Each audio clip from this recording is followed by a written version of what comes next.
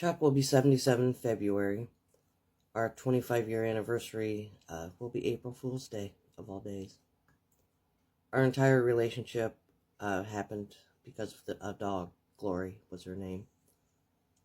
She was the giant schnauzer that my bosses called him to see if he wanted to show her. By the time he met her, she was 18 months old and had only known kennel life. She went from the original breeder's kennel to the kennel I worked at. She'd never really even been around men. So when he first came to see her, I put her on a leash and took her to him, and he took her outside and walked her, and she wanted nothing to do with him.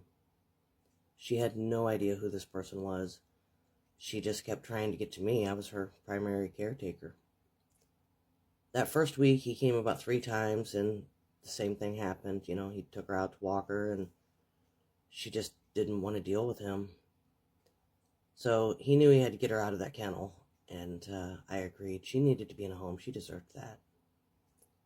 He asked if I would come home with him and help her get used to things.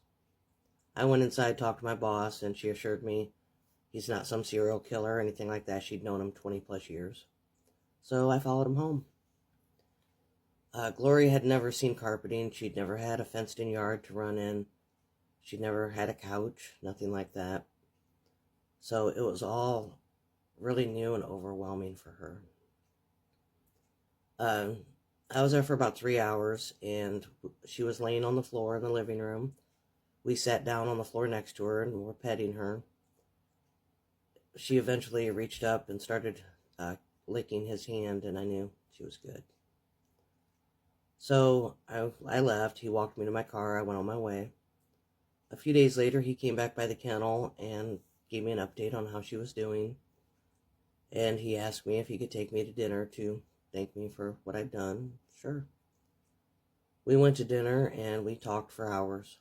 And we've basically been together ever since.